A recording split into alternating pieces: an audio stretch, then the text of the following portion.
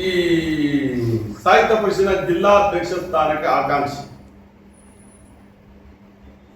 ನಾನು ಒಬ್ಬ ಸದಸ್ಯನಾಗಿ ಆಕಾಂಕ್ಷಿಯಾಗಿ ನಾನು ಬಂದು ನಿಮ್ಮ ಪತ್ರಿಕಾ ಭವನದಲ್ಲಿ ಕೂತ್ಕೊಂಡು ಪತ್ರಿಕಾಗೋಷ್ಠಿ ನಡೆಸ್ತಾ ಇದ್ದೆ.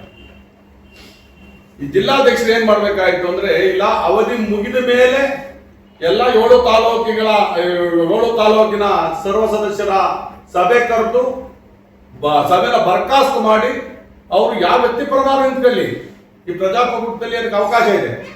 ಇವರು ಜಿಲ್ಲಾಧ್ಯಕ್ಷ ಸ್ಥಾನದಲ್ಲೇ ಇಟ್ಕೊಂಡು ಇನ್ನೂ ಅವಧಿ ಮುಗಿದಲೇ ಅವರು ಒಂದು ವ್ಯಕ್ತಿಪರ ಒಂದು ಚುನಾವಣಾ ಪ್ರಚಾರ ಮಾಡ್ತಾ ಇರೋದು ನಮ್ಗೆ ಯಾಕೆ ಸರಿ ಅನಿಸ್ತಾ ಇಲ್ಲ. ಯಾಕಂದ್ರೆ ಮೊನ್ನೆ ಒಂದು ನೋಡಿದೆ ನಾನು ಆರ್ಟಿಕಲ್ ಅಲ್ಲಿ, ಖಾಸಗಿ ಹೋಟ್ಲಲ್ಲಿ ಒಂದು ಮೀಟಿಂಗ್ ಮಾಡಕ್ಕೆ ನಮ್ಮ ಪತ್ರಕರ್ತರ ಮಿತ್ರರಲ್ಲಿ ಕೇಳ್ತಾರೆ, 1 ಲಕ್ಷ ಕಮ್ಮಿ ಇದ್ದಲೇ ಆಗಲ್ಲ. ಸಂಜೆ 6 ಗಂಟೆ ಮೇಲೆ ಏನೇನು ನಡೆಯುತ್ತೆ ಅಂತ ಎಲ್ಲ ತಮ್ಗೆಲ್ಲ ಗೊತ್ತು. ನನ್ನ ಬಾಯಿಂದ ಏನು ಹೇಳೋ ಒಂದು ಇದಿಲ್ಲ. ಆ 1 ಲಕ್ಷ ಒಂದೊಂದು ಮೀಟಿಂಗ್ 1 ಲಕ್ಷ ಅಂದ್ರೂ ಇವರು ಹಣ ಬಲವುಳ್ಳವರಿಗೆ, ರಿಯಲ್ ಎಸ್ಟೇಟ್ ದಂಧೆ ಮಾಡೋರಿಗೆ,